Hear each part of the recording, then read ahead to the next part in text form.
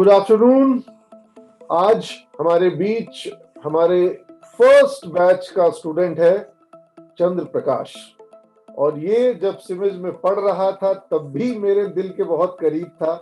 तब भी ये अपनी अच्छी बुरी हरकतों के कारण मेरे पास आता रहता था। इसको बुलाते थे हम, और जब हमारे कॉलेज से पास आउट किया उसके बाद भी इसके सफर के साथ हम जुड़े रहे हैं। और जैसे जैसे दिनों दिन ये तरक्की करता है, हमें सूचनाएं मिलती है, बहुत खुशी होती है। और तुम्हारी तरक्की के साथ हमें वो आंतरिक संतोष मिलता है कि हम किसी छात्र के जीवन में कुछ बदलाव ला पाने में अगर सफल हुए हैं, उसके जीवन को अगर बेहतर बनाने में सफल हुए हैं, तो जो हमारे संस्थान का मकसद है वो मकसद हासिल हो पाया है। तो चंद्र प्रकाश, कहाँ हो अभी, अपने बारे में बताओ। सर अभी तो मैं मोतिहारी में हूँ। लास्ट 2 इयर्स से यहीं से काम चल रहा है। Work from home. Last time ये छोटे भाई की शादी में आए थे और उसके बाद से पहले ही लॉकडाउन हो वर्क गया। फ्रॉम होम शुरू हो गया था कि after covid work from home शुरू हुआ? 1 second sir, I am facing audio issue I guess. तो चंद्र प्रकाश, सबसे पहले तुम अपने बारे में बताओ, अभी कहाँ हो, क्या कर रहे हो? अभी तो मैं कॉग्निजेंट में काम कर रहा हूँ और फिलहाल 1.5 में हो अभी? हाँ, अभी कॉग्निजेंट में। लास्ट मुझे लगता है जब तुमसे मेरी बातचीत हुई है तब तुम डेलॉइट में थे। हाँ, डेलॉइट यूएसआई में। और ये इतना ज्यादा जॉब चेंज करना, ये क्या, ये तुम ऐसा क्यों करते हो? आजकल का सर आईटी सेक्टर थोड़ा है ना, तो थोड़ा सा चेंज हुआ है और उसके अकॉर्डिंग मतलब मैं अपने आप को उसमें एवरेज किसी भी कंपनी में तुम्हारा जो वर्क ड्यूरेशन होता है वो कितना साल है? 2.5 ईयर। उसको बढ़ाओ, कम से कम 3 साल से ऊपर होना चाहिए, 4 साल के आसपास होना चाहिए। इससे स्टेबिलिटी फैक्टर आती है। ऑब्वियसली जब भी तुम चेंज करते होगे हमेशा कोई ना कोई हाइक लेते होगे, अच्छा हाइक के ऊपर चेंज करते होगे, तो ये हाइक तो बड़ा इंटरेस्टिंग लगता है कि हाँ भाई हाइक मिल गया, सैलरी बढ़ गई। लेकिन कहीं ना कहीं रिज्यूमे में तुम्हारे ये इंस्टेबिलिटी फैक्टर बन के आएगा कि मुझे, अगर मैं गलत नहीं हूँ, तुम एचपी में जॉब कर रहे थे। उसके बाद मुझे लगता है कि तुम शायद कुछ दिनों के लिए एसेंचर में गए हो। नहीं, ओरेकल में गए, फिर तुम डेलॉइट में थे, और अब तुम कॉग्निजेंट में हो। These are all very premier organisations. खैर, तो ये जो वर्क फ्रॉम होम का ऑप्शन तुमको कोविड के बाद मिला कि पहले से ही मिल गया था? एक्चुअली में सर मैं आया था अपने छोटे भाई की शादी में, यहाँ मतलब बिहार आया था, और उसी समय वर्क फ्रॉम होम आया था 1 मंथ का। फरवरी में उसका शादी था लास्ट में। अच्छा। और उसके बाद होली सेलिब्रेट करके उसके बाद जाएंगे। होली सेलिब्रेट किए, उसके बाद लॉकडाउन लग गया, और उसके बाद से लगातार मतलब वर्क फ्रॉम होम ही। बट देन आई बिलीव तुमने बैंगलोर में भी अपना फ्लैट वगैरह अरेंज कर लिया था? हाँ करेक्ट सर, सब कुछ है अपना। हाँ, तो अभी बैंगलोर में जो है वो पटना, यहाँ मोतिहारी में ही रह रहे हो? हाँ, नेहा, मैं नाम सही ले रहा हूँ? हाँ करेक्ट सर। हाँ, बिकॉज वो भी हमारी स्टूडेंट, तो she must be also there in Motihari only? Yes correct sir. Very good. तो फिर तो गांव में रहने का मजा भी मिल रहा है, मल्टीनेशनल की सैलरी भी मिल रही है, और तो ये वर्क फ्रॉम होम और वर्क इन ऑफिस जो है, इसको कंपेयर करोगे तो कैसा, क्या डिफरेंस देखते हो? डिफरेंस यही है, थोड़ा सा काम बढ़ गया है। ट्रैफिक वाला जो काम था वो ऑफिस के काम में जा रहा है। हाँ। और जो मतलब लंच टाइम था और ब्रेक टाइम जो कलीग लोग के साथ कॉफी टाइम था, टी ब्रेक, कॉफी ब्रेक, तो यहाँ लंच टाइम तो फैमिली के साथ चला जाता है। हाँ। लेकिन वही ब्रेक टाइम वगैरह सब काम में चला जाता है। प्लस यहाँ पर जो है, अब वो ऑफिस आवर्स का कुछ फिक्सेशन नहीं है, जो वर्क असाइंड है वो करना है। हाँ, बस ऐसा ही है कि जो वर्क है वो आपको कंप्लीट करना है, चाहे आप जितना भी समय लो, मतलब आपको जो समय डेडलाइन दिए हो डेडलाइन से करके देना। कई लोग कह रहे हैं कि अब वर्क फ्रॉम होम में काम बढ़ गया है। नहीं, बढ़ा नहीं है, जो आपका प्रोजेक्ट है प्रोजेक्ट तो वही है ना। मतलब आपको कंप्लीट करना है। अगर आपके पास है कैपेबिलिटी आप एक दिन में कंप्लीट कर लो, 4 दिन आराम से घर पे। लेकिन वो जो एक बॉन्डिंग होती है, जो टीम हडल होते हैं और जो एक मिल करके ब्रेन स्टॉर्मिंग होती है, जिसमें कि इश्यू कहाँ पे आ रहा है, कहाँ स्टक हो रहा है, ये सारा कुछ ऑनलाइन कर पाने में फिजिबिलिटी बन रही है या वो मिसिंग होता है? वो ये मिसिंग है सर। मतलब इसमें हम, मतलब मेरा एक्सपीरियंस ये कहता है ना कि जब आप ऑफिस में जाते हो और एक दूसरे से कम्युनिकेट करते हो और एक दूसरे से डिस्कस करते हो चीजों को, आपको ज्यादा मतलब ब्रॉड व्यू मिलता है किसी भी चीज का। मतलब प्लस एक दूसरे को काम करता हुआ देख करके थोड़ा एनर्जी भी आती है काम पे लगने की, काम को बढ़ाने की। आई होप कंपनियां भी अभी ये इस थॉट लाइन पे सोच रही हैं, और जैसे ही इन्वायरमेंट जो है वो कंड्यूसिव होगा तो वर्क फ्रॉम ऑफिस वापस से शुरू होगा। ये वर्क फ्रॉम होम जो है ये परमानेंट फीचर चाहते हैं कि वर्क फ्रॉम ऑफिस हो जाए। क्योंकि हम लोग तो यही चाहते हैं, इतने दिन का पहले सोचते थे वर्क फ्रॉम होम मिल जाए, वर्क फ्रॉम होम मिल जाए। नहीं, वर्क फ्रॉम ऑफिस ही अच्छा है। लेकिन फाइनेंशियली तो तुम्हारे लिए वर्क फ्रॉम होम एडवांटेजियस है। यहाँ सब कुछ सस्ता है, खाना पीना रहना, गाँव की ताजी हवा। लेकिन एक ग्रोथ होता है ना कैरियर का, एक ग्रोथ मतलब लर्निंग ग्रोथ। जैसे हम अपने सामने अगर हम अपने मैनेजर्स, डायरेक्टर्स लोगों को देखते हैं, उनके काम करने का स्टाइल, उनके बात करने का स्टाइल, वो कैसे एक दूसरे से कम्युनिकेट करते हैं, वो ग्रास्प हो रहा था वहां पर। हाँ, ये सब मिसिंग है। तो अभी तो हम लोग मोतिहारी से ही हो, तुमने अपनी स्कूलिंग मोतिहारी से ही करी? करेक्ट, मोतिहारी से ही मेरा स्कूलिंग। तो तुम्हारी पढ़ाई हिंदी मीडियम में हुई थी या इंग्लिश मीडियम में हुई थी? हिंदी मीडियम में। अच्छा, हिंदी मीडियम में पढ़ाई किए थे। 12th बिहार बोर्ड से किए थे, सीबीएसई बोर्ड से किए थे, कैसे किए थे? बिहार बोर्ड से। बिहार बोर्ड से 12th किया तुमने। और बड़ी इंटरेस्टिंग तुमने स्टोरी सुनाई थी कि जो तुमको टीसीएस में ऑफर मिला था और गांव में मिठाई बट गई थी, वो कहानी जैसा कुछ सुनाओ। कहानी यही है सर कि मतलब मेरा ऑफर लेटर आ गया था टीसीएस का। मतलब सिमेज में तुमको बीसीए के बाद प्लेसमेंट मिल गया था? सबसे पहले मेरा ही ये आया था ऑफर लेटर। तुम फर्स्ट बैच के स्टूडेंट थे सिमेज के? हाँ। तो मैं नेहा मैम के पास गया। उस समय मुझे पता भी नहीं था ऑफर लेटर मतलब होता क्या है। मतलब ऑफर लेटर आ गया तो इसका मतलब जॉब हो गया, ऐसा करके। मतलब उसके पहले तुम लोग को टीसीएस में इंटर्नशिप भी मिली थी? हाँ, इंटर्नशिप मिला था, करेक्ट। तो वो मैं नेहा मैम के पास लेके गया था। तो मैं नेहा मैम से बार बार पूछा था मेरा टीसीएस में जॉब हो गया क्या।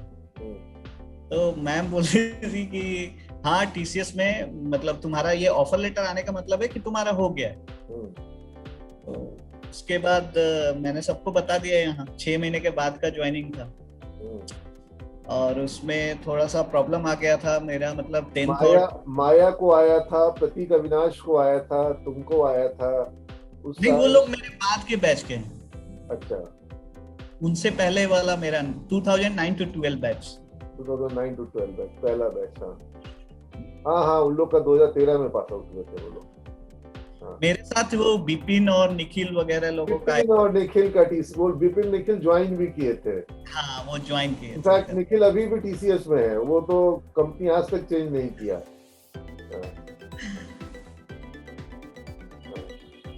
यही था सर, और फिर मैं ज्वाइन नहीं कर पाया लेकिन फिर तुमने उसके बाद तुमने कहीं ना कहीं ये डिसाइड किया कि भाई अगर टीसीएस मेरा नहीं हो पाया बिकॉज सर्टेन कोई पेपर में तुम्हारा नंबर कम था, शायद मैथ्स में या कहीं पर, तो तुमने ये डिसाइड किया कि टीसीएस से भी बेहतर कंपनी में जाऊंगा, बड़ी कंपनी में जाऊंगा। और ऑब्वियसली एचपी जो है वो टीसीएस से काफी कई गुना बड़ी कंपनी है, इंटरनेशनल कंपनी है। So that was a strong determination which you have shown. और उसके बाद इंडिया बेस्ड पे कंपनी पे काम ही नहीं किए सर, उसी वजह से। केवल यूएस बेस्ड कंपनी पे मेरा जो भी आप देखिएगा, एचपी यूएस बेस्ड है। उसके बाद ओरेकल देखिएगा, वो भी यूएस की कंपनी है। यूएसआई में गया था, इंडिया एंटिटी में नहीं गया था। उसके बाद कॉग्निजेंट भी आपको यूएस की कंपनी। तो ये मैं देख रहा हूँ कि तुम मल्टीनेशनल कंपनियों में जा रहे हो, और मेरा इस पे आगे तुमसे प्रश्न भी होगा कि ये जो मल्टीनेशनल कंपनियां हैं इनको लेकर के छात्रों के मन में रहता है कि यहाँ तो बहुत ही प्रीमियर आईआईटीज वाले और एनआईटी वाले ही जाएंगे, और जो बीसीए कर करके आप, जैसे अभी हमारे काफी बच्चों ने आईबीएम में फॉर्म भरा है, और कई स्टूडेंट्स ऑलरेडी आईबीएम में, तुम बैंगलोर की मीट में शुभम से मिले थे, वो आईबीएम में था, और आईबीएम में अभी स्नेहा ज्वाइन करी है। तो कई बच्चों को इस तरह की जो मल्टीनेशनल कंपनियां हैं इनमें ऑफर मिल रहा है। तो तुम ये बताओ कि बीसीए करके अगर आपको मल्टीनेशनल में जाना है, IBM, Accenture, Cognizant, HP, Oracle, Microsoft, Google, Facebook, तो ये अगर कोई सपना देखे तो इसके लिए तरीका क्या हो सकता है? ये रास्ता आसान है या रास्ता है भी कि नहीं है? सर कोई भी मतलब रास्ता जो है ना, मेरे अकॉर्डिंग कोई रास्ता मुश्किल नहीं होता है। अगर आप सच में डेडिकेटेड है कहीं पे भी जाने के, तो सबसे पहले आपको खुद से पूछना होगा आप जाना चाहते हो वहां। अगर आप सच में चाहते हो जाना तो आपको कोई नहीं रोकेगा, आपको उसके अकॉर्डिंग आपको प्रिपरेशन करना होगा। आजकल तो इतना अच्छा हो गया है कि आपको सब कुछ ऑनलाइन अवेलेबल है। ऑनलाइन मतलब आप मटेरियल भी अवेलेबल है कि आपको फेसबुक के इंटरव्यू में क्या क्वेश्चन पूछता है, सब कुछ आपको एक पैटर्न मिल जाता है। सेम टू सेम क्वेश्चन तो नहीं मिलेगा, लेकिन एक पैटर्न मिल जाता है। नहीं, अब तो वो आपका नाम है कोक्यूब्स जैसी वेबसाइट्स हैं जहां पर आप मल्टीपल टाइम टेस्ट अपीयर कर सकते हैं। उनका जो ऑनलाइन टेस्ट होता है वो पूरा का पूरा ऑनलाइन टेस्ट का कंप्लीट प्रैक्टिस ऑनलाइन बच्चे कर पा रहे हैं कोक्यूब जैसी वेबसाइट्स पर। और भी कई, जब फिर एनक्यूटी जैसे टेस्ट हो रहे हैं टीसीएस के द्वारा, जिसके स्कोर को कई कंपनियां वैलिडेट कर रही हैं। तो ये सब तुम्हारे समय में नहीं था? एमकेट वगैरह करके था हमारे समय। एमकेट का एग्जाम होता था। हाँ। तो वो भी बहुत सारी कंपनियां प्रीफर करती थी, उसके स्कोर के अकॉर्डिंग वो लोग बच्चे को हायर करते थे। था अभी फिलहाल में तो यही है कि आप डायरेक्ट उनके पोर्टल पे जाके अप्लाई कर सकते हो। आप कैरियर्स किसी भी आपको कंपनी में अगर जाना है तो बहुत ही अच्छा तरीका है। मैं मतलब शुरू से यही काम करता हूँ कि अगर किसी कंपनी में जाना है तो मैं डायरेक्ट उस कंपनी का नाम कैरियर्स एट मतलब कंपनी का नाम जाके हर कंपनी का करियर पेज होता है हर कंपनी के पास। खास तौर पे आईटी कंपनियों में तो बहुत इंपॉर्टेंट सेक्शन होता है उनका, जो करियर सेक्शन होता है, क्योंकि उनका पूरा ग्रोथ जो है वो उसकी टीम से ही डिपेंड करता है। अभी का जो ये फेज चल रहा है, जो दौर चल रहा है, ये आईटी सेक्टर के लिए किस तरह का दौर है? और ये तुमको क्या लगता है आईटी सेक्टर में अभी क्या अपॉर्चुनिटीज है? तो आईटी सेक्टर मेरे अकॉर्डिंग आईटी सेक्टर पूरा एकदम बूम ऐसा है एकदम। मतलब यहाँ पे आपको इतने सारे मतलब अपॉर्चुनिटी है, और ये हुआ है कोरोना के वजह से ही हुआ है। इसलिए लेट हो गई है चीजें, जो चीजें 5 साल और 10 साल के बाद होने वाली थी वो पहले हो गई हैं। क्योंकि उन लोगों को आइडिया नहीं था, मतलब जो भी इंडस्ट्री था उसको भी आइडिया नहीं था कि अगर वो लोग ऑन प्रीम पे काम कर रहे हैं, ऑन प्रीम, तो उनको ऑफिस जाके और सारे चीज, उनको वीपीएन वगैरह बहुत सारा प्रॉब्लम था, मतलब कनेक्ट करने। कंप्यूटिंग और डिजिटल, ये दो सेगमेंट जो आ रहे हैं जिसमें कि अब शिफ्ट देख रहे हैं, कंप्यूटिंग से सारा कुछ डिजिटल पर शिफ्ट हो रहा है। कंपनियों का भी फोकस जो है वो डिजिटल के वर्क पे ज्यादा है। तो डिजिटल के लिए स्टूडेंट कैसे अपने आप को तैयार करें? डिजिटल के लिए वो लोग अभी ऑनलाइन कोर्सेज भी अवेलेबल है। एक फ्री आपको मैं एक वेबसाइट का नाम बताऊंगा, वहां पे जाके लोग सर्टिफिकेशन वगैरह भी ले सकते हैं और अच्छी स्टडी और मतलब लेटेस्ट जो करंट मार्केट में जो ट्रेंड चल रहा है उसपे वो लोग सर्टिफाइड। क्या टेक्नोलॉजी या क्या एप्स या क्या तुमको लगता है एप्लीकेशंस और सॉफ्टवेयर ऐसे हैं या लैंग्वेजेस हैं जो कि अभी ट्रेंड में हैं? अभी सबसे ज्यादा आपको क्लाउड टेक्नोलॉजी जो है वो, हाँ, अब और मैं खुद क्लाउड टेक्नोलॉजी में काम करता हूँ। मैं ओरेकल का क्लाउड का कंप्लीट एप्लीकेशन डेवलपमेंट, लाइक उसका एप्लीकेशन इंटीग्रेशन, माइग्रेशन, सब मतलब मैं देखता हूँ अपनी टीम में। तो ओरेकल क्लाउड आप चले जाएं, अमेज़न का क्लाउड है ओरेकल। देखो, बच्चों की सुविधा के लिए, स्टूडेंट्स की सुविधा के लिए क्लाउड को थोड़ा डीमिस्टिफाई करो। क्लाउड मतलब जब मैं क्लाउड बोलता हूँ ना तो बहुत ही इजी सब में मैं उसको मतलब समझाता हूँ कि क्लाउड होता क्या है। जैसे हमारा पहले जैसे हम अभी बात कर रहे हैं, एक दूसरे से बात कर रहे हैं, हमारा सीमेज का सारा सॉफ्टवेयर एक पहले सिस्टम में था जहाँ पे आपको आके और सब कुछ लॉग इन करके आपको इंटर करना होता है। स्टूडेंट का डिटेल है या फिर एम्प्लॉय का डिटेल है, आप सब आके एक सिस्टम में डालते थे। लेकिन अब क्या है, जो जिस डेटाबेस में आप सेव करते थे वो आपका ऑन प्रीम डेटा था, आपके लोकल डेटा था, आप उसको एक्सेस नहीं कर सकते थे, आपको ऑफिस जाना होगा उसके लिए। लेकिन वही मैं बच्चों को बताता हूँ कि जैसे ये मोबाइल है, तो अब जो मोबाइल आ रहे हैं वो क्लाउड पे उनका सारा का सारा ऐप रहेगा। उस मोबाइल में जितना कुछ भी स्टोर होगा, जो भी एप्स रहेंगे वो क्लाउड पे रहेंगे, और पे पर यूज का सिस्टम भी क्लाउड पे आ जाएगा कि जितना जब जब यूज करेंगे तब तब आप पे करेंगे। अगर यूज कम है तो पे कम करना है। आपको उसका परमानेंट लाइसेंस लेकर के 1 साल के लिए अपने सिस्टम में इंस्टॉल करना, ऐसा करने की जरूरत नहीं पड़ेगी। तो क्लाउड जो है वो चीज़ों को कहीं ना कहीं बहुत इजी करेगा, या कंपनियों के लिए चीज़ों को और मतलब मास के लिए भी उसको रिच दे सकता है। प्लस जो एक नेटवर्क है, जो एक वर्चुअल प्राइवेट नेटवर्क का जो एक कॉन्सेप्ट था, वो सब क्लाउड में, हाँ, उसको और रोबस्ट कर देगा किसी भी कंपनी के लिए उसका अपना क्लाउड नेटवर्क। और सारा का सारा काम ही क्लाउड पे रहेगा, तो कंपनी सीमलेस इंटीग्रेशन और सीमलेस डेटा कनेक्टिविटी जो है वो पूरे ऑर्गेनाइजेशन में, चाहे वो यूएस में हो, सिंगापुर ब्रांच हो, उनका मिडिल ईस्ट ब्रांच हो, कोई भी ब्रांच है, क्योंकि वो everybody is working on cloud and they have their own personal cloud network, and they don't need to worry about the platform, data security, storage capacity, इस तरह don't need to care. हाँ, तो ये कहीं ना कहीं इसका इम्पैक्ट हार्डवेयर इंडस्ट्री पे भी आएगा। इसका इम्पैक्ट जो है वो सॉफ्टवेयर इंडस्ट्री के पेमेंट स्केल्स पे भी आएगा। सिक्योरिटी में इसका बहुत बड़ा रोल आएगा। क्लाउड को सिक्योर बनाने के लिए मुझे लगता है बहुत रिक्वायरमेंट आएगी।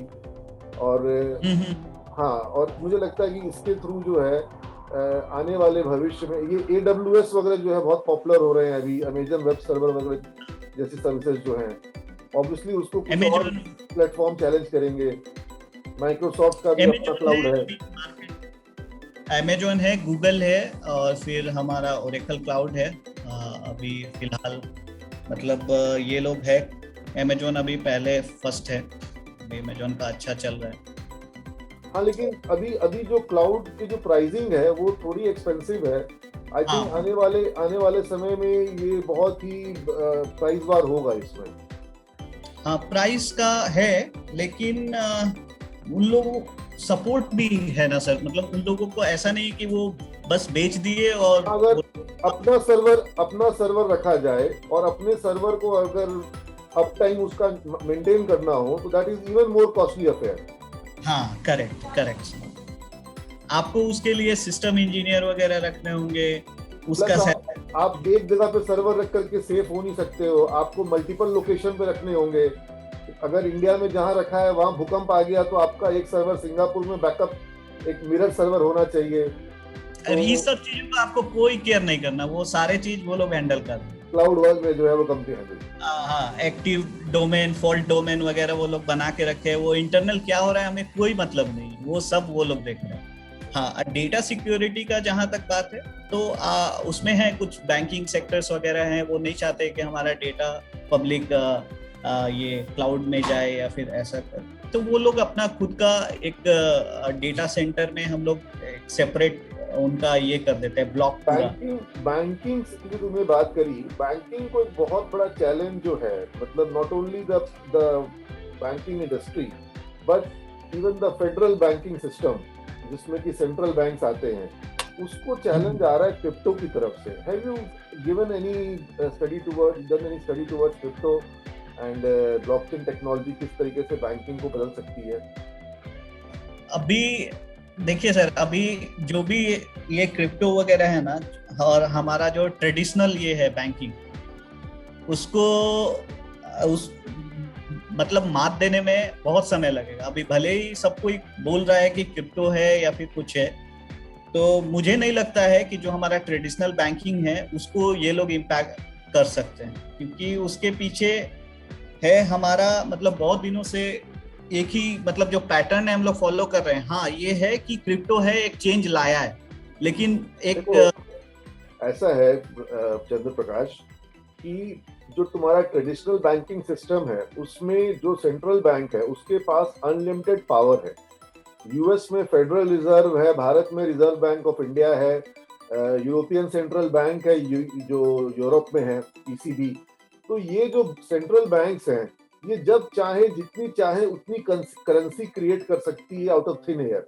और अब करेंसी को प्रिंट भी नहीं करना पड़ता है, सिर्फ एक ट्रांजैक्शन कंप्यूटर पे करना पड़ता है और करेंसी जो है वो सिस्टम में आ जाती है। तो ये जो पावर है सेंट्रल बैंक्स के हाथ में कि जब मन चाहे, जैसे अभी स्टिमुलस अमेरिका दे रहा है और दुनिया भर का स्टिमुलस जो है उसने $10 ट्रिलियन से ज्यादा का स्टिमुलस कोविड में जारी कर दिया। क्रिप्टो में आप ऐसा नहीं कर सकते हैं। क्रिप्टो को कोई भी सेंट्रल गवर्नमेंट जो है वो रेगुलेट नहीं कर सकती है। बिटकॉइन में इन्फिनाइट करेंसी क्रिएट किया जा सके ये पॉसिबिलिटी नहीं है। It is finite. वो एक लिमिटेशन है कि इतनी ही क्रिप्टो कॉइन्स क्रिएट हो सकती है या इतनी ही उसके अंदर में एक उसका एक एंड है, एक लिमिट है। उसके बाद माइनिंग पॉसिबल नहीं हो पाएगी। तो उसकी वैल्यू क्योंकि वो लिमिटेड है, जैसे गोल्ड है, तो गोल्ड आप अनलिमिटेड क्रिएट नहीं कर सकते हो। There is a limited reserve, एक फिनाइट रिजर्व है गोल्ड का। अब नया जो भी माइनिंग होगा गोल्ड को आप माइन करो, निकालो गोल्ड के खदानों से, लेकिन धरती में गोल्ड का रिजर्व लिमिटेड है, इसलिए वो एक उसकी वैल्यू बनी रहती है। लेकिन जो ट्रेडिशनल बैंकिंग सिस्टम है वहां पर करेंसी आप देखिए, करेंसी हमेशा डिवैल्यूएट कर रही है, दैट इज डेप्रिशिएटिंग एसेट। और जो क्रिप्टो जैसी चीजें हैं वो एप्रिशिएट कर रही है क्योंकि उसमें फिनाइट है। हाँ, रेगुलेशन की कमी है और ऑब्वियसली जो सेंट्रल गवर्नमेंट है, जो भी सेंट्रल बैंक्स हैं, वो ये पावर अपना लूज करना नहीं चाहते हैं।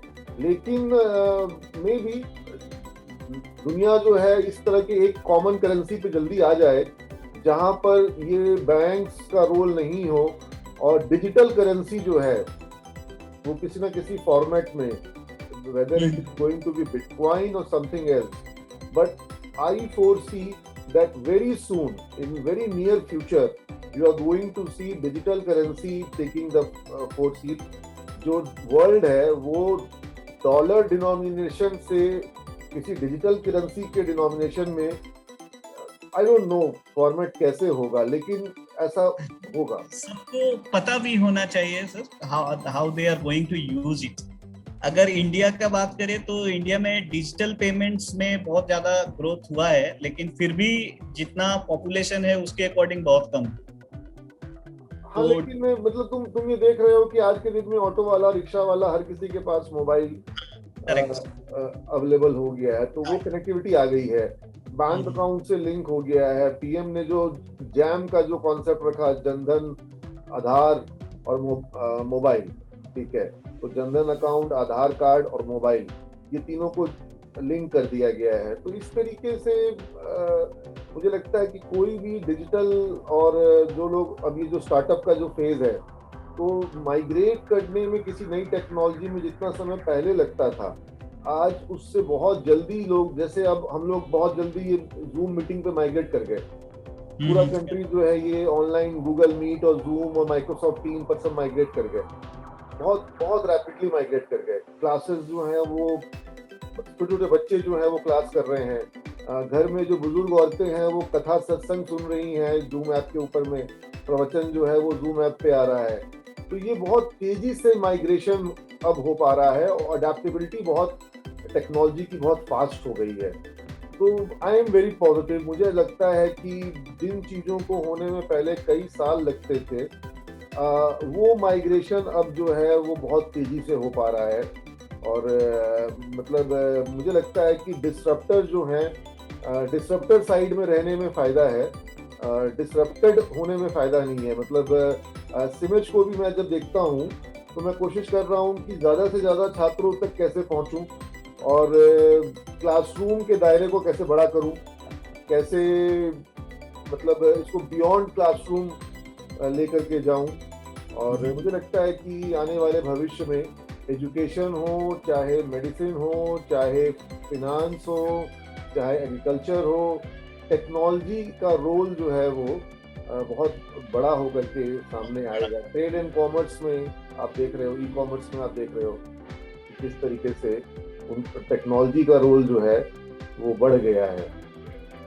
तो एनीवेज, तुम्हारा अभी पटना आने का प्रोग्राम वगैरह कुछ होता है कभी? पटना अभी मैं आऊंगा, ये सैटरडे को मैं आने वाला हूँ। अगर तुम 6 तारीख के बाद आओ, क्योंकि 7 तारीख से कॉलेज में क्लासेस शुरू हो रही हैं, तो मैं चाहूंगा, हाँ मैं चाहूंगा अगर तुम्हारा उस समय आना हो तो स्टूडेंट से मिलो, उनसे अपनी जर्नी शेयर करो, इंडस्ट्री ट्रेंड्स के बारे में शेयर करो, टेक्नोलॉजी को डिस्कस करो, और किस तरीके से वो अपने लिए गोल सेटिंग करें। गोल सेटिंग को much important, goal setting is very much important. हाँ, वो गोल सेटिंग नहीं करते हैं। अगर फर्स्ट डे कोई अगर वो सोच ले, टाइम लगता है, वैसे बच्चे हैं अभी, टाइम लगता है उनको समझने में कि करना क्या है, लेकिन अगर वो सोच लेते कि उनको करना क्या है तो फिर उनको कभी भी कोई दिक्कत नहीं होती। तुम्हारा हमको याद आता है, तुम बता भी रहे थे कि जो तुमने काफी समय दिया था लैब में, कंप्यूटर लैब में। यस, तुम कंप्यूटर लैब में तुम सेल्फ, मेरे लिए तो फ्री था कंप्यूटर लैब, कभी भी मैं कंप्यूटर लैब में पहुंच जाता था और अपना लर्निंग हमेशा, मतलब टीचर्स, मतलब जो भी लैब इंस्ट्रक्टर या टीचर्स थे वहां पे, तो वो लोग भी नहीं रोकते थे, क्योंकि मैं इधर उधर का काम नहीं करता था, बस पढ़ाई का। वो लोग भी देखते थे कि मैं हमेशा नोटबुक पेन लेके वहां पे यूट्यूब से पढ़ाई करता हूँ। और उस समय बहुत मुश्किल था घर पे यूट्यूब से, मतलब 2G नेटवर्क था, उतना स्पीड नहीं मिलता था, और कॉलेज में अच्छा स्पीड मिल जाता था, तो पढ़ने के लिए बहुत अच्छा था यूट्यूब उस समय तो बस यूट्यूब ही था कुछ। तो अब सबके पास उपलब्ध है, अब सबके पास 4G है, लेकिन लोग पढ़ नहीं रहे हैं, टिकटॉक देख रहे हैं। So their choice, what they wanted to do, they wanted to go for TikTok or they wanted to go somewhere else. तो वो वीडियो लेक्चर तो अभी भी है, लेकिन वो समझ नहीं पा रहे हैं कि ये गोल्डन फेज जो है प्रिपरेशन का। और मैं जैसा तुमको पहले बता रहा था कि मेरे हिसाब से ये आईटी इंडस्ट्री का एक बहुत बड़ा गोल्डन फेज शुरू हुआ है, और जो इंडिया में आईटी क्रांति हुई थी, अब ये सेकेंड आईटी रेवोल्यूशन इंडिया में हो रहा है। और ये सिर्फ कंप्यूटर से जुड़ी हुई क्रांति नहीं होगी, ये मैन्युफैक्चरिंग में, ये स्मार्ट सिटीज के कॉन्सेप्ट में, स्मार्ट होम के कॉन्सेप्ट में, स्मार्ट बॉडी फिटिंग डिवाइसेस जो हैं उधर में, और उसके अलावा हेल्थ केयर में, एजुकेशन में, तो ये आईटी का रोल जो है ये कई गुना बढ़ने वाला है। और इसके लिए हम लोग जो है वो ग्लोबल एक लीडरशिप प्रोफाइल ले सकते हैं।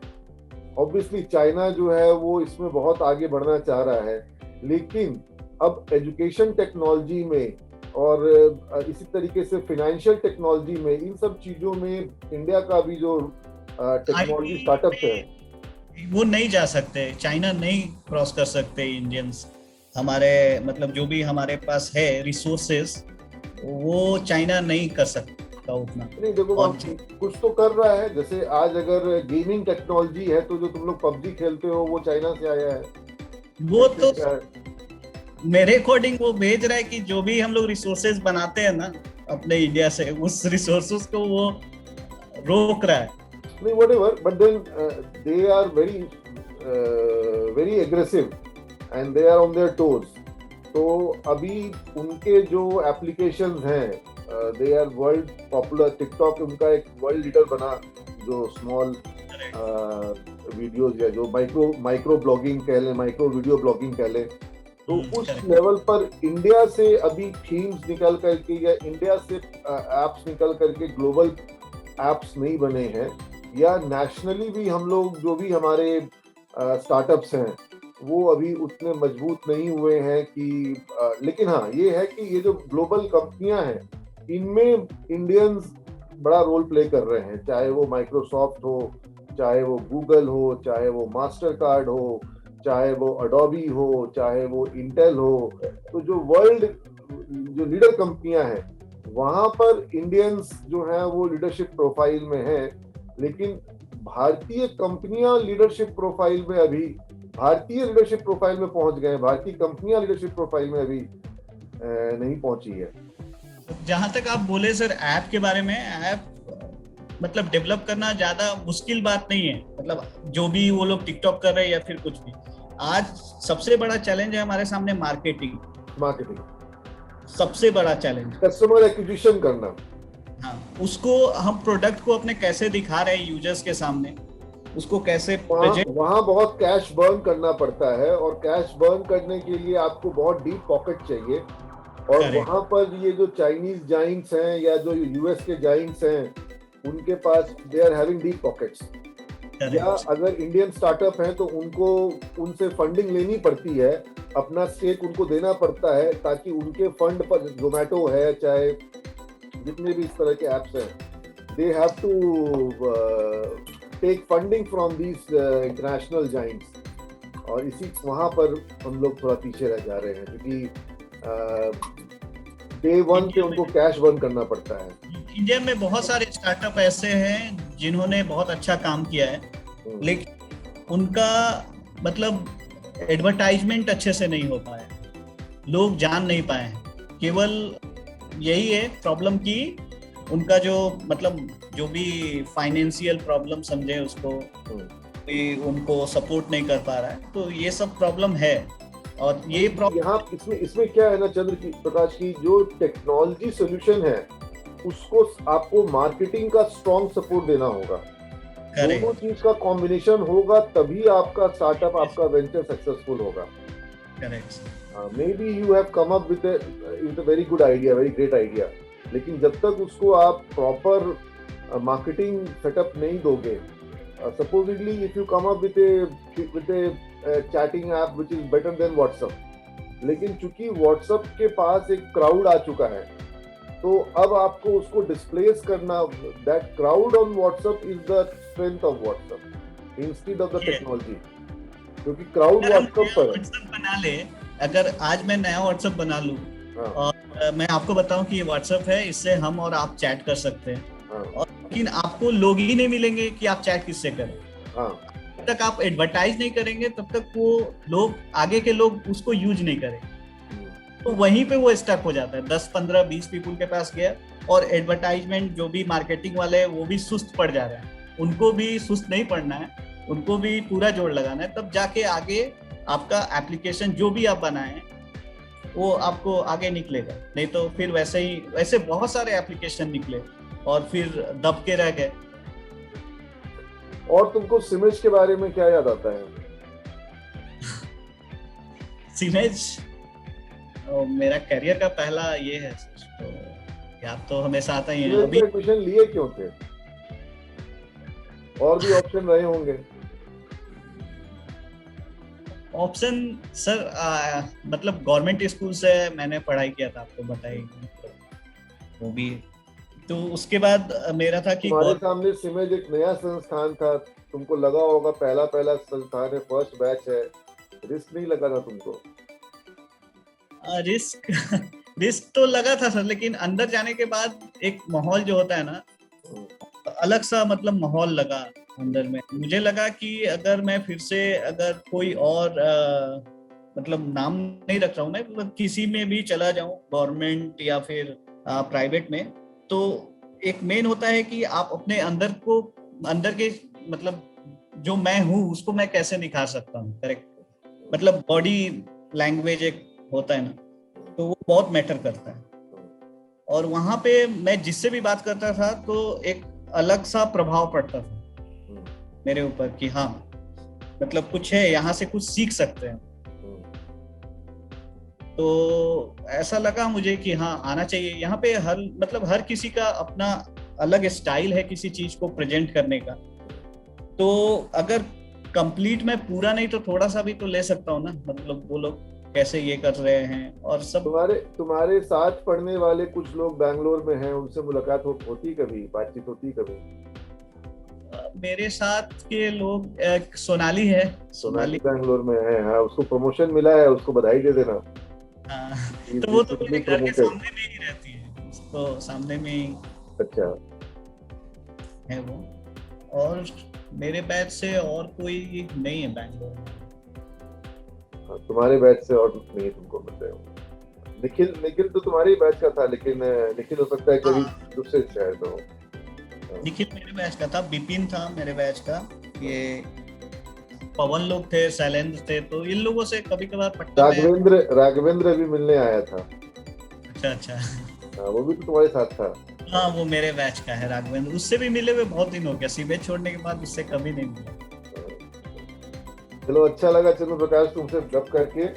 और जब तुम पटना आ रहे हो तो फिर हम लोग मिलेंगे, और तुमको मैं स्टूडेंट्स के बीच क्लास में ले जाऊंगा। और दूसरा, एक तुमको गुरु दक्षिणा देनी होगी कि तुमको कोई एक टेक्नोलॉजी ऐसा जो कि तुमको लगता है कि स्टूडेंट्स के लिए फायदेमंद होगा जानना, उस पर अपना एक क्लास, एक सेशन ऑनलाइन मेथड से भी ले सकते हो, या तो ऑनलाइन में या कॉलेज आकर के, जैसे तुमको सुविधा हो, एक सेशन तुमको लेना होगा।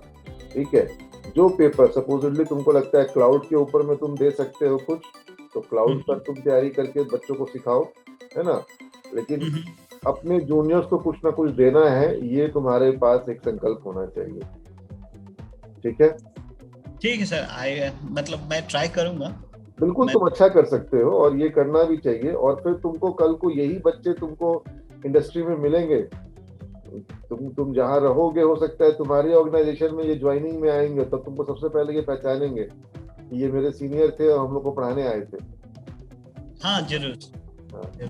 The world is very small. देखो सोनाली, तुम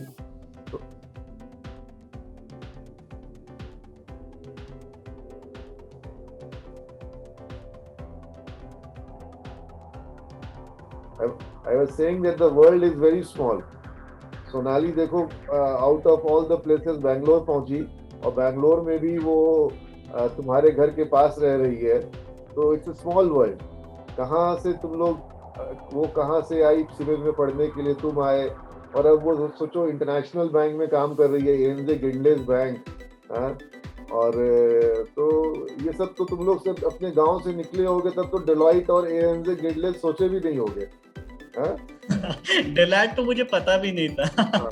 आज भी अभी तो हम अगर अपने स्टूडेंट्स को बताएंगे डेलॉइट के बारे में, तो वो या कैपजेमिनी या कॉग्निजेंट के बारे में, तो वो लोग जानेंगे भी नहीं कि कॉग्निजेंट टेक्नोलॉजीज है क्या। करेक्ट। Cognizant is a world IT major. Accenture and Cognizant are the world IT major. जो स्थान भारत में टीसीएस और इन्फोसिस का है, ग्लोबली वो स्थान एसेंचर और कॉग्निजेंट का है। हाँ, तो हाँ, हो सकता है जब तुम लोग अपने घर से निकले थे तब तुम लोग के दिमाग में इतना सा क्लैरिटी नहीं था। करेक्ट। लेकिन आज तुम उस मुकाम तक पहुंचे हो और हमें बहुत खुशी होती है, और कल को तुम और आगे अच्छा करो, यही आशीर्वाद तुमको हम देना चाहेंगे। God bless you. Thank you.